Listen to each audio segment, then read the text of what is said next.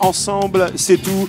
Nous allons parler du développement de l'économie collaborative. Va-t-elle accélérer la disparition des véhicules personnels et l'essor du transport collectif? Quel sera notre rapport à la propriété et à la collectivité? C'est dans quelques instants. Restez bien assis si eh bien, vous êtes avec nous pour cette troisième table ronde. On va laisser rentrer les amis qui patientent. On est bon, Caroline?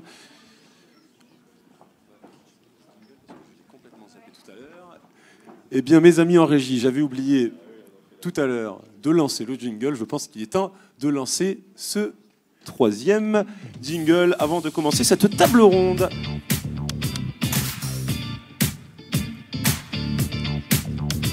Voilà, merci en tout cas d'être présents parmi nous pour ceux et celles qui sont eh bien, ici depuis cette première table ronde. Merci également à celles et ceux qui nous suivent en streaming live eh bien, sur le site de l'Amadi Keynote. On va eh bien, parler de ce développement, de cette économie collaborative avec eh bien, Teddy Pellerin, fondateur de Hitch, qui est parmi nous, Thomas Guignard, qui travaille pour Waze, et Mathieu Dunant, qui est à la tête eh bien, du service innovation de la RATP. Alors on parle d'ubérisation, ça va pas vous plaire ça, Teddy. Non, je plaisante. Prenez les micros d'ailleurs, commencez à prendre les micros. C'est d'ailleurs, on va dire, un mouvement en économie, puisque maintenant tous les politiques parlent de ubérisation à tout va. Pour preuve, hein, ces services-là ont bouleversé, entre guillemets, à la fois nos quotidiens et également l'économie. Alors Teddy Pellerin, vous êtes cofondateur de l'application de Hitch. Bonne nouvelle, il y a 48 heures, cet homme-là eh bien, a levé 16 millions d'euros, application qui a été décriée pendant un certain temps par les pouvoirs publics, qui finalement vous a donné, entre guillemets, raison, enfin vous êtes réadapté par rapport à vos condamnations, et puis là vous avez pour eh bien, objectif de vous développer dans ces villes de France. Racontez-nous un petit peu, avant de parler de Hitch, d'où vous est venue l'idée, vous l'avez copiée? Non, bah, l'idée c'est assez simple, hein. On est en début 2013 et bon, il y a déjà des VTC, hein. Il y a déjà eu voilà. en 2013. Donc on voit que c'est vous l'avez copié ou pas? Non, enfin Non. je sais pas, mais je pense qu'il y a pas mal de gens qui ont eu la même idée Oui. en même temps, c'était de se dire, ok, d'un point de vue techno, on peut mettre en relation des conducteurs et des particuliers. Pourquoi les conducteurs devraient être des pros? Si c'était des particuliers, on prend les codes d'économie du partage, et en plus ça va permettre de résoudre un besoin que moi j'avais, qui était de pouvoir sortir le vendredi et le samedi soir et de rentrer chez moi. Donc du coup c'était assez naturel, on n'est pas les seuls à avoir eu cette idée-là à ce Oui, parce que moment-là. vous habitiez en banlieue parisienne, c'est Non, ça? Non, c'était pas à en Paris, banlieue. mais je sortais en banlieue, parce D'accord, voilà. il y avait de plus en plus de soirées qui se développaient en banlieue et qui étaient probablement les meilleures soirées d'ailleurs. Alors, Thomas pour Waze, société rachetée en Google en 2013. Vous êtes en charge de développer les marchés Europe, Moyen-Orient, Afrique, Asie-Pacifique. Présentez-nous vos missions au sein de Waze. Les miennes en particulier? Oui, les vôtres en particulier, en parlant très fort dans le micro, s'il vous plaît. Oui.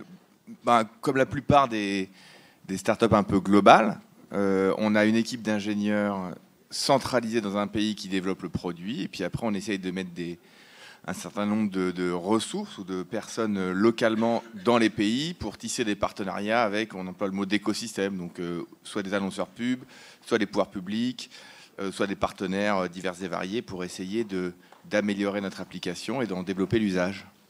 Merci. Mathieu Dunant, vous êtes en charge du service innovation de la RATP. La RATP, c'est bien sûr un réseau que tout le monde connaît ici à Paris, mais c'est également un expert à l'étranger, un groupe présent dans 15 pays dans le monde. Absolument, on est présent dans 15 pays dans le monde. On est en France, bien sûr, on est aux États-Unis, on est en Afrique, on est en Asie, on est au Moyen-Orient, on est en Europe. Et j'allais dire, dans tous ces pays et dans toutes ces villes, on innove tous les jours. Vous avez la navette autonome RATP, là, que certains d'entre vous ont peut-être vu dans le bâtiment principal. L'innovation, pour nous, c'est notre quotidien au service des 12 et même un peu plus aujourd'hui millions de voyageurs qu'aujourd'hui à Paris, à Casablanca, au Texas, à Johannesburg, à Doha, etc., on aide à vivre leur quotidien pour les emmener bosser et aussi pour les emmener quand ils ont envie de sortir le soir, aussi pour leur permettre de vivre leur vie perso de la meilleure façon possible. Alors, ces nouveaux services ont participé, on peut le dire, à développer une nouvelle forme de conscientisation. Je suis propriétaire de mon véhicule versus je le partage. Mon cher Mon cher Thomas, vous chez Waze, justement, c'était l'objet un petit peu de votre constat. C'est ça, le car sharing versus le carpooling. Ah oui, alors il y a plusieurs. Au départ, on n'est pas centré sur cette offre de service. Vous connaissez, j'imagine, Waze. L'idée, c'est d'abord d'avoir un GPS qui permet de gagner du temps en voiture, quoi, tout simplement. Ça, c'était l'étape 1. Après, la question se pose de se dire, maintenant qu'on est présent dans les voitures d'un certain nombre de personnes dans le monde, qu'est-ce qu'on peut imaginer, comment on peut aller plus loin, en poursuivant toujours ce même objectif qui consiste à essayer de réduire le trafic. Alors, réduire le trafic, pourquoi? Les raisons, elles paraissent assez évidentes. D'abord parce que c'est très désagréable, on perd beaucoup de temps, et puis il y a un impact écologique et sur la sécurité important.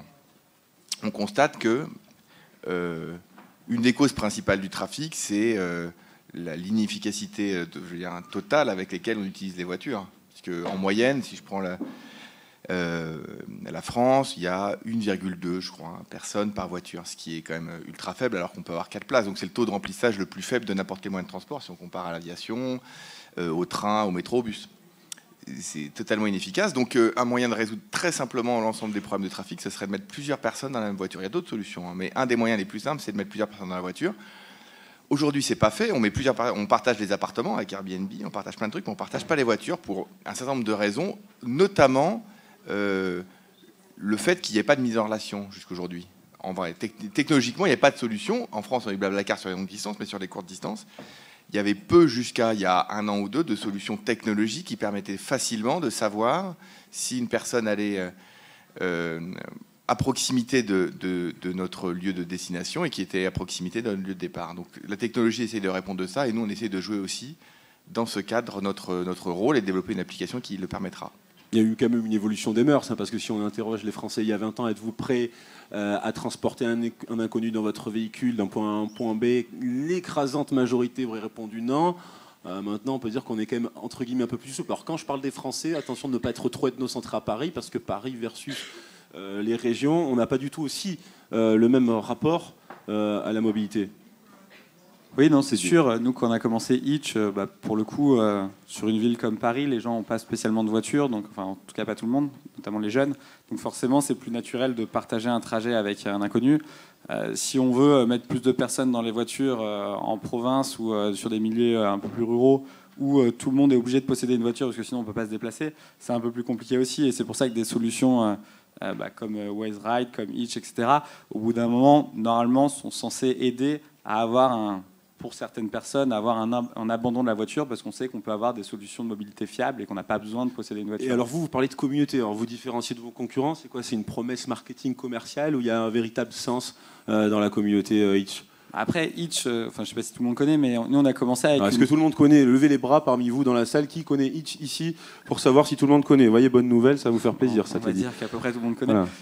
Donc nous on a commencé avec un modèle que entre particuliers. Donc effectivement, nos conducteurs c'était plutôt des étudiants ou des gens qui avaient un job mais qui allaient conduire principalement le vendredi et le samedi soir pour rembourser une partie des frais de leur voiture.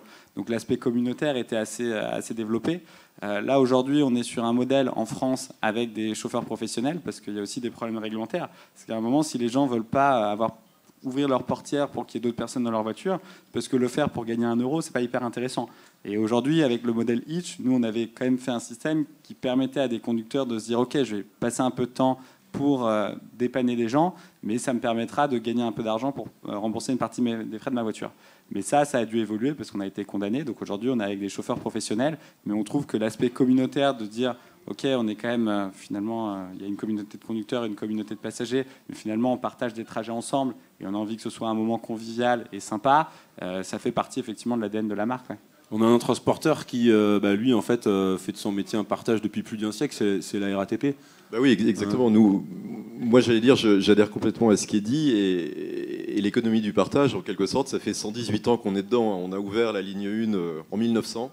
Et depuis 1900, on est dans l'économie du partage. Et ce que je veux aussi dire de ce point de vue-là, c'est qu'on est vraiment dans la complémentarité des modes. Pour nous, travailler avec l'un comme avec l'autre ici présent, c'est potentiellement très naturel. Ce qu'on cherche à faire, c'est offrir à nos clients, à nos voyageurs, la solution la plus intégrée possible. On parlait dans la table ronde précédente aussi de multimodalité. Moi, si vous voulez, ce matin, je suis venu en vélo, puis j'ai pas été très courageux. À un moment, il s'est mis à pleuvoir. Donc j'ai accroché mon vélo du côté de la gare du Nord et puis j'ai pris le métro. Nous, on est complètement évidemment dans ce type de solution. Alors je suis désolé, j'aurais peut-être pu prendre un Hitch, mais finalement je suis resté fidèle à ma marque favorite. Mais ce que je veux illustrer en disant ça, c'est qu'on est vraiment dans cette idée de complémentarité des modes. L'idée, c'est grâce aux nouvelles technologies et grâce évidemment à toutes ces initiatives et à toutes ces entreprises qui offrent des services qui viennent compléter les offres de mobilité existantes, de construire une offre de plus en plus intégrée, qui vous emmène de chez vous jusqu'à l'endroit où vous voulez aller, en passant par, selon vos souhaits, de la marche à pied, du hitch, de l'auto-partage, du métro, bien sûr, du tramway, etc. etc. Et ces choses-là, je veux juste insister là-dessus, on les fait évidemment à Paris, on est très connu pour ce qu'on fait à Paris, mais on le fait aussi aux quatre coins du monde. Et pour avoir participé personnellement à de très belles aventures, on a par exemple, avec les ingénieurs de la RATP, on a construit en à peine plus de 2 ans le tramway de Casablanca. Et je peux vous dire, c'est une super aventure entrepreneuriale de faire ça, hein, parce qu'on travaillait évidemment avec notre client marocain et les autorités marocaines qui étaient extrêmement motivées sur ce projet. Et je peux vous dire, construire un tramway en 2 ans dans une ville comme Casablanca, en matière d'aventure entrepreneuriale, eh ben, franchement, c'était ouf. Alors, innover, c'est également proposer de nouveaux services chez Waze, Thomas. Donc, en plus, effectivement, de ce service de navigation. Vous parliez tout à l'heure de votre mission, c'est de proposer, entre guillemets, à des annonceurs d'intégrer à l'application. On va pouvoir, et c'est déjà le cas dans certains pays si je ne m'abuse, avec un petit bouton, appeler son dépanneur. Ah oui, donc effectivement, il y a l'idée de, à partir du moment où Waze a une position qui est privilégiée, mais qui en même temps donne une forme de responsabilité, parce que le temps passé en...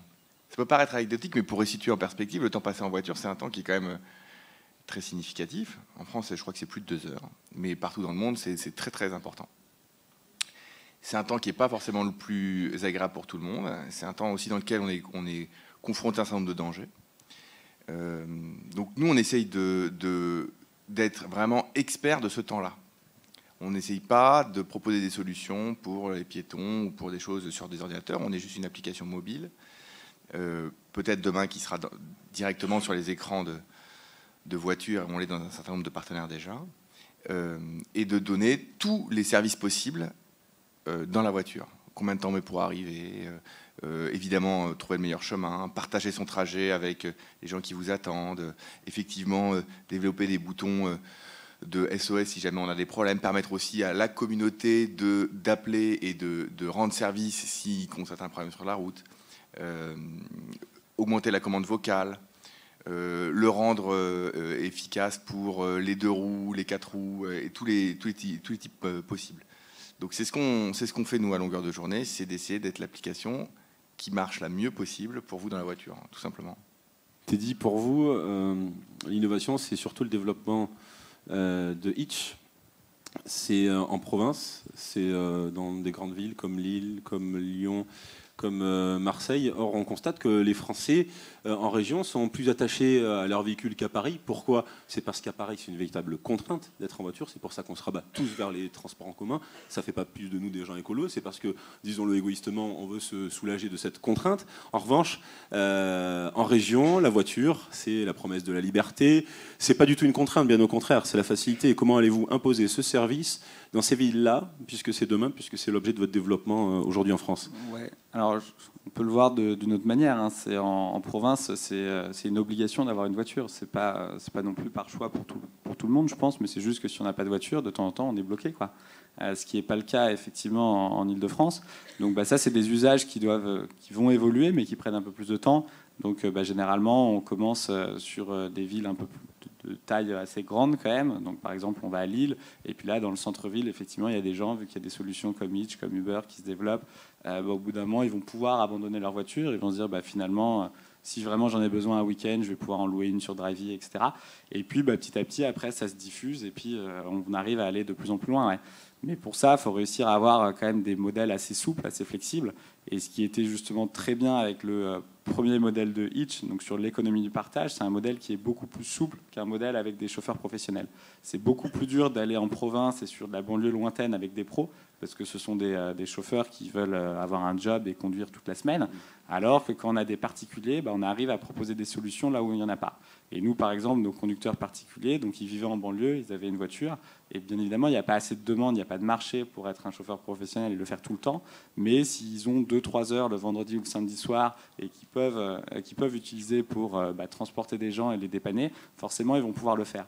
Et c'est là-dessus où je pense que l'économie du partage a quelque chose d'assez important à jouer. Donc là, malheureusement, on a été condamnés, mais je pense que ce modèle-là, de permettre à des gens de partager des trajets, même si le conducteur n'avait pas forcément l'intention d'aller là-bas, mais voilà, parce qu'en province, en ruralité, il n'y a pas assez de déplacements pour trouver des gens qui vont dans la même direction en même temps. Donc il faut aussi ajouter un peu de flexibilité. L'air de rien, c'est à mon avis l'étape intermédiaire pour que des gens sur ces zones-là abandonnent leur voiture et petit à petit réussir à faire vraiment du partage de trajets de gens qui vont dans la même direction en même temps. Alors c'est là que la RATP intervient pour dire attention, mais enfin non pas attention, nous on est justement prêts à travailler avec vous, le door-to-door, le porte-à-porte, c'est avec vous, c'est avec Hitch notamment ? On est évidemment prêts à travailler à tous ceux qui offrent des solutions qui sont à la fois innovantes, mais qui soient aussi, j'insiste sur un certain nombre de mots, nous on compte beaucoup sur le caractère inclusif des solutions qu'on propose. On est évidemment pour du transport qui s'adresse à tout le monde, parce que et je pense qu'en effet avec Hitch on peut se retrouver sur un certain nombre de ces valeurs. L'idée c'est pas seulement, on pense à Uber, j'ai aussi fait un petit test ce matin, quand je vous disais j'ai pris mon vélo, mais par curiosité j'ai regardé combien ça me coûtait de venir ici en Uber. Ça me sortait 28 €. Donc si vous voulez, nous on est pour de la mobilité inclusive et on cherche à travailler avec des gens qui peuvent en effet venir, et on se complète les uns les autres, hein. Il ne s'agit pas de venir compléter les offres de la RATP, la RATP vient aussi compléter les offres des autres, on est dans une relation de ce point de vue-là qui est purement égalitaire. L'idée c'est d'offrir des services de mobilité à tous. Et vous parliez de la province, je voudrais faire une toute petite nuance. L'opposition, alors évidemment on est ici à Paris, on est peut-être sans doute quelques-uns à être parisiens. L'opposition, elle est pas forcément entre Paris et ce qu'on appelle la province. Le groupe RATP est opérateur en Ile-de-France, on le sait, mais on est aussi opérateur à Vannes, on est opérateur à Bourges, on est opérateur à Valenciennes, donc dans un certain nombre de villes plus ou moins grandes, des métropoles régionales, mais aussi des villes de taille moyenne. Et dans ces villes, aussi parce que vous avez des élus, des politiques qui ont eu des politiques de mobilité extrêmement volontaristes et qui ont construit pour leur ville des réseaux, et les transports publics, ça existe aussi en province, hein, c'est ça mon message. Donc on n'est pas dans cette opposition. Le souci, il est plutôt dans les zones dites périurbaines ou dans les zones rurales, où là évidemment la voiture reste un peu incontournable. Et puis je pense que d'ailleurs c'est aussi des villes dans lesquelles les VTCistes, ou plutôt des zones dans lesquelles les VTCistes sont eux-mêmes pas très présents. Donc ça on en est conscient. La question c'est quand même de savoir si vous allez absorber, vous allez intégrer un service comme celui-ci, pour le door-to-door par exemple. L'absorber, certainement pas, parce qu'on n'est pas dans des logiques d'absorption, on n'est pas dans des logiques, je dirais, impérialistes, on est vraiment dans des logiques de coopération. Ces coopérations, on les a aujourd'hui avec un certain nombre d'entreprises qui font de l'autopartage, qui font du covoiturage, qui font aussi du transport solidaire, et on n'est jamais évidemment dans l'absorption. On n'est pas impérialiste, hein. On cherche vraiment à construire, encore une fois, de la solution où on intègre les uns et les autres pour permettre aux voyageurs et donc à nos clients d'avoir la solution la plus intégrée possible de leur origine à leur destination, et avec évidemment une intégration aussi de ce qu'on appelle l'info-voyageur et de la billettique, c'est-à-dire, alors ça n'existe pas encore tout à fait aujourd'hui, mais d'ici quelques années, sur votre appli, sur votre smartphone, vous pourrez acheter entre guillemets un billet qui vous permettra, pourquoi pas, de prendre un Hitch et puis ensuite de prendre le métro une fois que vous serez arrivé à la station de métro.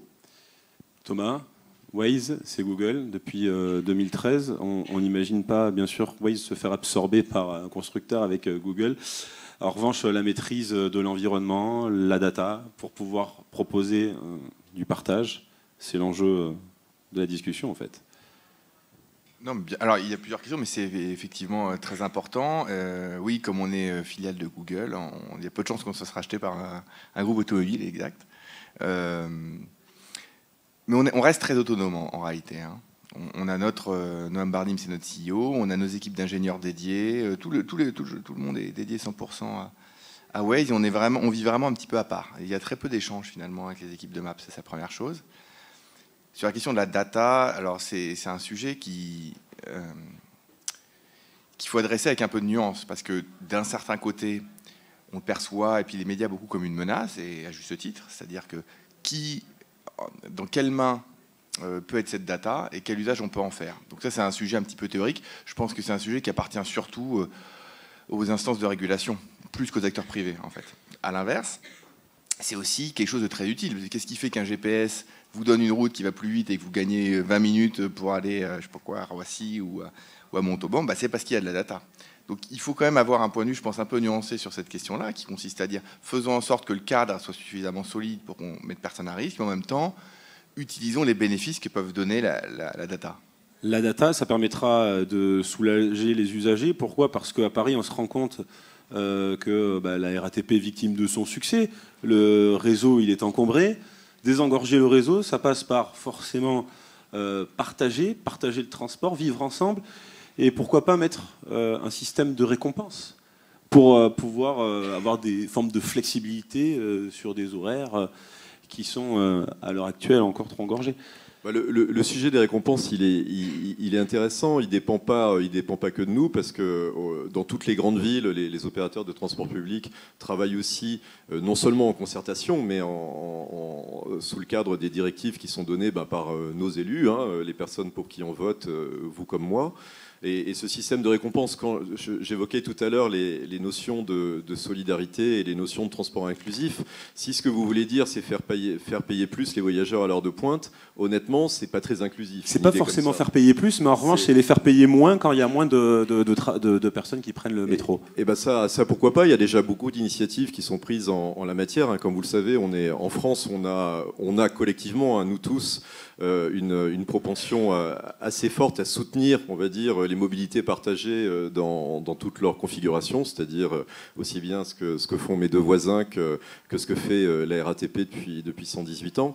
Et ces récompenses, elles existent déjà. Le Pass Navigo, il est en réalité extrêmement subventionné, comme on le sait tous. Et puis aujourd'hui, quand vous achetez, et c'est bien que ce soit comme ça, parce que c'est aussi comme ça qu'on construit de la mobilité durable et qu'on est aussi un peu sensible à toutes les questions écologiques qu'on connaît tous. Et puis aujourd'hui, si vous prenez par exemple un pass imaginaire, il y a pas mal de goodies qui sont associés au pass imaginaire. Donc on est complètement dans cette logique. Mais je pense que la meilleure récompense qu'on puisse donner à nos voyageurs, c'est d'avoir un service plus performant tous les jours. Et pour en venir à ce que vous dites, la question que vous me posiez, oui, on est victime, si je puis dire, de notre succès, parce qu'on a beaucoup de monde sur le réseau, et c'est bien.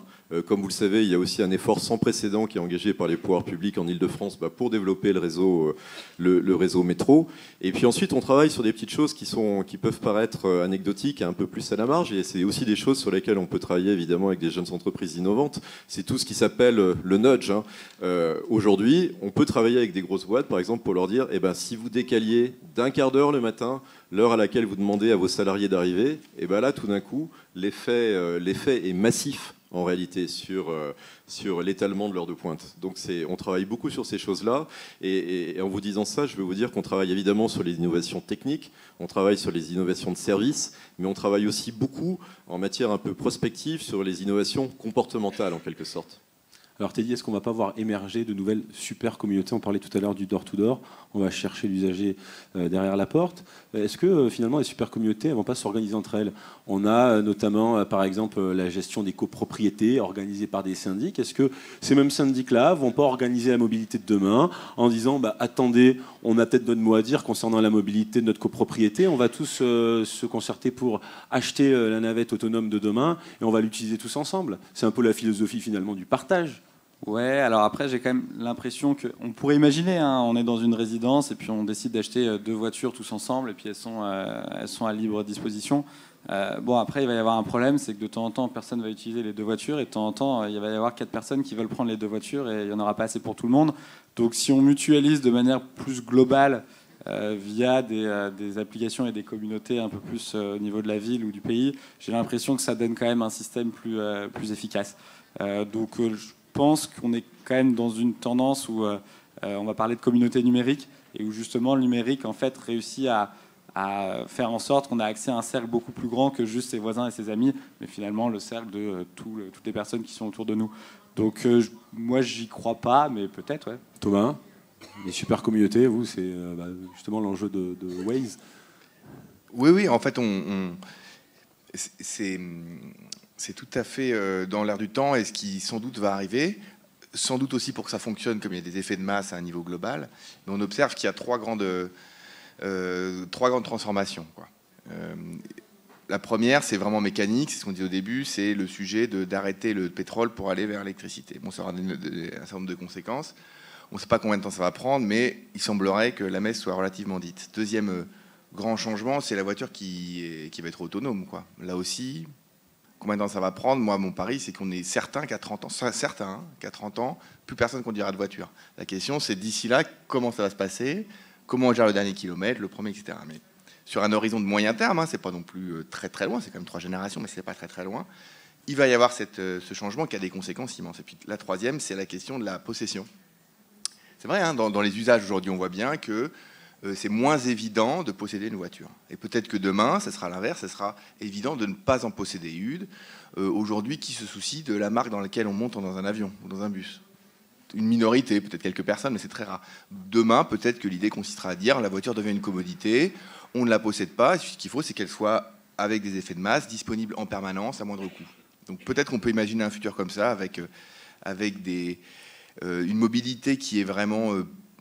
moi, je suis très, très, très optimiste, en fait. Et je pense qu'on a devant nous plein de solutions technologiques et des changements d'usage qui vont nous permettre de vivre la mobilité, même si la phrase est un petit peu Mathieu, tarte à la crème, plus facilement. Mathieu, votre opinion sur les super communautés? Nous, comme je le disais tout à l'heure, alors c'est évidemment un peu une boutade, mais on a une super communauté de 12 millions de voyageurs avec lesquels on interagit tous les jours, alors le mieux possible, hein, et je suis bien conscient que parfois c'est pas non plus toujours très simple, hein. On est aussi sur une logique de progrès continu, mais si vous voulez, je pense que là, je suis assez d'accord avec ce qui vient d'être dit. On a des grandes tendances de fond qui sont celles qui viennent d'être évoquées. Et ce que je voulais dire aussi, c'est que ce futur qu'on évoquait, il est presque déjà présent. Le véhicule autonome que vous voyez là dans le bâtiment, son petit frère, si je puis dire, il est aujourd'hui en service au bois de Vincennes. Et donc aujourd'hui, en tout cas du vendredi au dimanche, pour être plus précis, on a plusieurs centaines de voyageurs qui vont au bois de Vincennes depuis le métro en véhicule autonome. Donc ce futur, il est en train de se construire.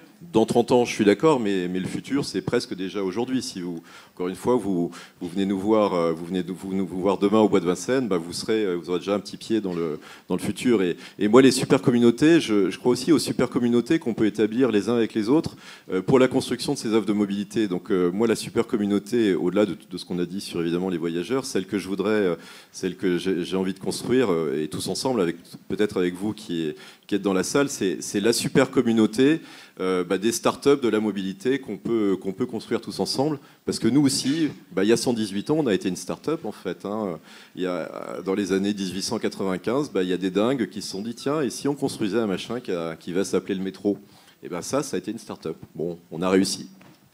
Question au public. On va prendre quelques questions. Le temps est compté puisque nous avons un petit peu de retard. On s'excuse d'ailleurs pour les intervenants qui suivent. Question, chers amis du public, vous qui êtes avec nous, avez-vous une question à poser? Un bras levé, voilà, on va éclairer la salle. Pas de questions. Alors le mot de la fin. Oui, alors tout en haut, on va se déplacer. Je vais me déplacer et je vais aller, poser la question.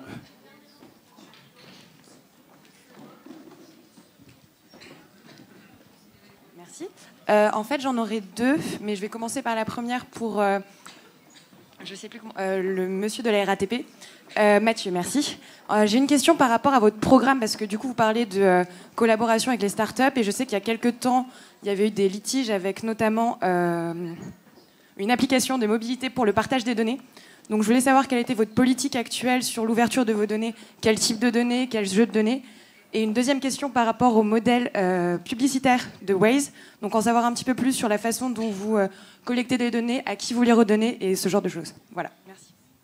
Mathieu, pour les RATP.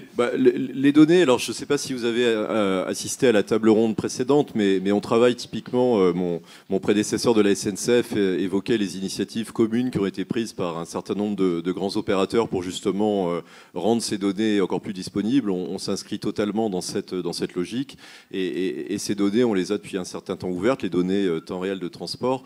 Et pour ce qui est de nos relations avec les startups, on y est évidemment très favorable. La question des données, c'est celle de la prédation, parce que produire de la donnée, ça a un coût en fait, ça a un coût pour les entreprises. Ouvrir les données quand il s'agit de construire avec vous des offres encore plus efficaces pour les voyageurs, on est bien sûr complètement partant et on le fait. Par contre, il faut qu'on soit dans une approche qui ne soit pas naïve sur cette question et éviter des gens qui peuvent et ce n'est pas forcément évidemment aux jeunes startups auxquels je pense en disant ça, mais il faut éviter les comportements prédateurs de ceux qui récupèrent la donnée sans finalement participer au partage, je dirais, de la valeur ajoutée dans l'intérêt collectif. David. Ouais, Thomas. Thomas. Pas de problème. Et sur cette question, il faut faire un long développement pour répondre, mais en 2 mots, la première chose la plus importante, c'est d'abord la confiance avec notre utilisateur. Donc la data, qui est un sujet qui peut inquiéter les gens qui utilisent une application à juste titre, c'est un sujet prioritaire chez nous. Donc d'abord, il y a la loi, donc il s'agit évidemment de respecter la loi, c'est le minimum, puis après aller au-delà. Donc nous, en termes de publicité sur la question de la data, on n'en fait pas grand-chose. C'est-à-dire que la data, on la garde très peu de temps, le temps de pouvoir proposer le meilleur trajet, puis après on la détruit. Et vous ne serez jamais retargeté parce que vous surfez sur je sais pas quoi, Yahoo ou Orange, parce que vous avez roulé avec quoi ils étaient à l'endroit. En tout cas, on n'échange pas cette donnée, elle est privée, elle n'est pas partagée, et elle ne donne pas lieu à du retargeting. Si ça répond à votre question, après on pourra aller plus loin si vous le souhaitez.